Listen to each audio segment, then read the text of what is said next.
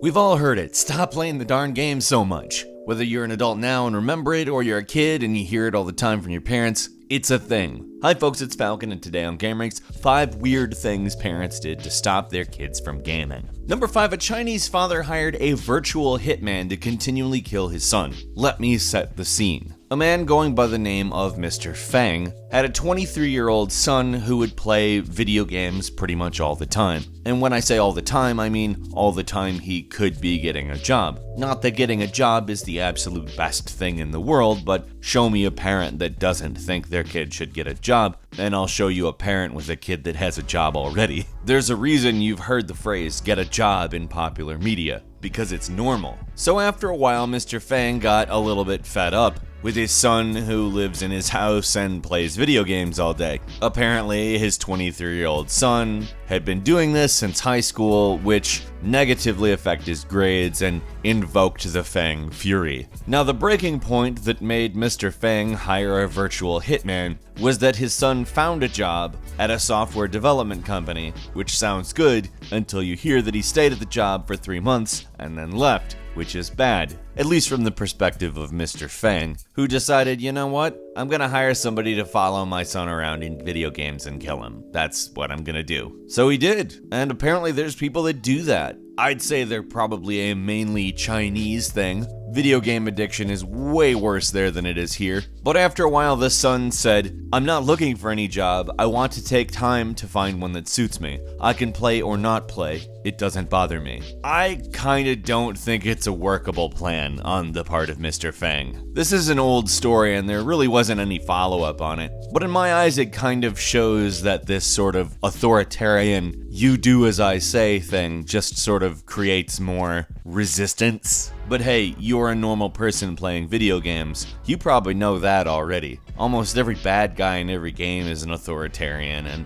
it's obvious people don't like that at this point. Number 4, a son came home with bad grades. And a father said, you know what, since you're not doing good with school and stuff, I'm gonna make you take your Xbox One and your Xbox 360 out into the yard and smash them with a sledgehammer. Oh, and I'm gonna take video of it and post the video on the internet, because I'm a normal dad. That's right, normal parents take a two-pronged approach. First, a thing that brings joy to your kids, you make your kids destroy. Second prong in that approach is public humiliation, and boy does that work out good every single time. Hey, did you know that a large number of studies show that harsh punishment actually reinforces the action? Yes, the lesson that's learned is apparently just don't get caught. So where this kid brought home his report card with the bad grades on it, you know what he could do next time is not bring the report card home. That's the message you send with this kind of punishment, and there's a lot of academic studies to back that up. And if you don't want to just stick with academic studies about kids, you can also look into harsh treatment of prisoners. The rate of being convicted again after harsher punishment is higher, for instance. So it pretty much matches up for adults. I mean, you don't force adults to smash Xboxes with sledgehammers, but there are similar principles at play.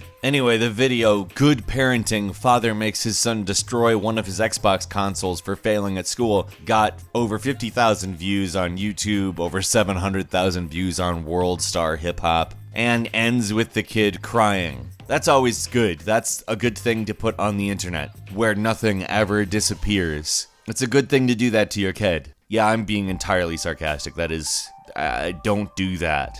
That's garbage. Number 3, where in America, angry dads make their sons smash their Xboxes with sledgehammers. Angry dads in Japan use sledgehammers to destroy PlayStation 4s on their own. Now, the owner of the PlayStation 4 in question is a Twitter personality by the name of Timuchin. Now, Timuchin played PlayStation 3 a lot, and off camera, his father had smashed his PlayStation 3, which isn't cool. You see that and you're just kind of like, alright, well that's unnecessary aggression. But it's also not video evidence, and it's not gonna get a ton of retweets. So Timuchin went out, bought a PlayStation 4 kinda to rub his father the wrong way intentionally. It's kind of a way of saying, hey dad, you lost. I got a PlayStation 4, that's better than the PlayStation 3 anyway, haha. Well, he predicted that his dad would not be particularly happy about it, and set up a camera. It's a lot less sad than the American one, let's say.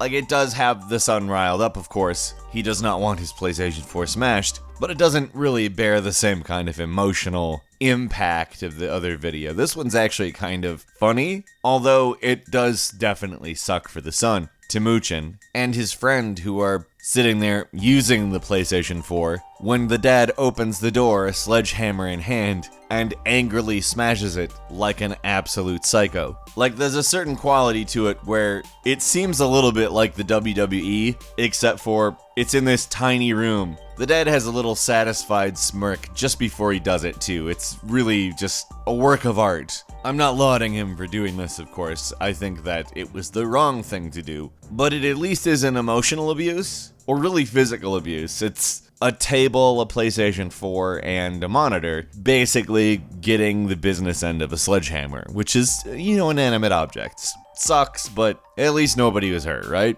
Emotionally or physically. Number 2, a mother with a maybe less effective idea. Maybe a little less bad, but also definitely one that's not gonna work. Mom took to YouTube to start ranting about her son's addiction, calling for Epic Games to intervene. Now, I'll tell you why this matters in any way, shape, or form. Because if I were Epic Games and I saw some random on the internet saying, hey, you need to intervene with my kids so they stop doing your game, I think that Epic Games would probably be like, oh, well, their kids are doing their game, so that's good. Apparently, this mom's 12-year-old son is repeatedly hounding this woman with stories from the Bible. I'll just quote her from her video. He looked at me and says, Mom, do you remember when we were in church last week and the man was asking for bread because he needed to be fed? And Jesus said, all you need to do is ask and you shall receive? Which I'm gonna go ahead and say, is a masterful turn of work as far as understanding the demographic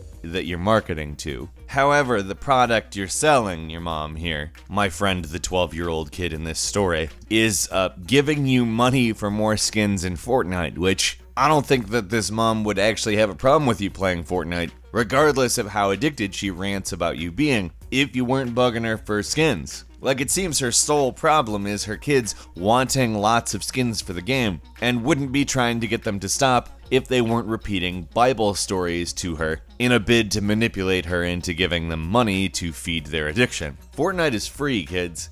Free. You don't need those skins to play the game at all. I play Fortnite with the default person. I am bad at the game, and I don't look cool in the game. But I would be bad while looking cool, and I frankly don't care about looking cool. But then again, I don't play Fortnite like a massive amount either. Still, I don't know, I might be with the mom on this one. All you need to do is just not spend money when you're playing the free game. It's not pay to win, so what are you doing? And number 1, I'm probably not on this person's side. Let me set this up. It's 2:30 a.m. and a mom's son is playing Grand Theft Auto. Little late, sure. Gonna have trouble getting up in the morning, doing your normal stuff. Sure, yeah. Maybe even appropriate to say alright, well, I'm taking something from you for doing this. You should be in bed by now. Yeah, maybe. A good time to call the police? No, nah, not a good time to call the police. But this mom did it. She called the police on her son and said, my son won't stop playing video games. It's 2:30 a.m. Come to my house and save me. She didn't say that part, but that's silly. That's ridiculous. What would you call the police for this for? Is there a clear and imminent danger associated with your son playing video games at 2:30 in the morning? Is he holding you at gunpoint saying you better let me keep playing? I don't think so. I don't think that's the case. Also, let's go ahead and say this, snitches get stitches. Lady, you gotta know that there's gonna be some serious consequences here once that darling young man is old enough. I'm not saying that he's gonna physically retaliate or anything. What I am saying is he's gonna be a pain. To quote the son, the police were like, chill out, go to bed. Which, if I were the police, that's probably what I would say too. What is wrong with you? Don't call us for stuff like this. We're the police. The things that we do in the world are debatable whether they're always good, but they certainly have more gravity than your kid playing video games. Thanks for the call. Don't call again. Couple of bonus strange things parents have done to stop their kids from gaming, and this is one of my favorite things you can do for any problem in life. You call up Dr. Phil and you say, "Hey, Dr. Phil, can you go ahead and use the magic in your mustache to solve a problem for me?" he will say, "No, wait, yes." Actually, he probably won't hesitate. That's how he makes his money. Brings weirdos onto the TV and quote-unquote solves their problems for them. Anyway, this mom brought her 12-year-old kid who she claimed stayed up for 20 hours straight to play video games, and they quote-unquote have made him dysfunctional. Which I think that the answer Dr. Phil gave her is pretty good. You're the one providing him with the games that you think are dysfunctional. He's basically like, you're enabling your kid. Like, you don't really have any right to complain about it. He's a kid. Where'd he get the money for the game? Did he even, like, physically do the transaction of the buying of the game? Or did you? And then finally, there's another parent who destroyed a PlayStation 4 in response to bad grades, made their kid hit it with a crowbar, and posted the video online. Kinda seemed a little bit fake this time around, though. And whether it was or wasn't fake, it's spectacle in a way that's really not helpful for the kid, not gonna help their grades, not gonna make them feel better. And he put the PlayStation 4 in a bag. It may not have even been a working PS4. We never saw it. I don't know. One way or the other, it doesn't matter. It's not helpful. Don't do that. What was the most harsh punishment you've seen or gotten regarding overuse of video games or some other video game related grievances that your parents at one point had against you, whether you be an adult or a kid, whether it's a memory or something recent? Leave us a comment, tell us what you think, and if you like this video, please click like. If you're not subscribed, now's a great time to do so. We upload brand new videos every day of the week, and the best way to see them first is of course a subscription, so click subscribe and don't forget to click the notification bell. As always, so thank you very much for watching this video. I'm Falcon. You can follow me on Twitter at FalconTheHero, and we'll see you next time right here on gameranx.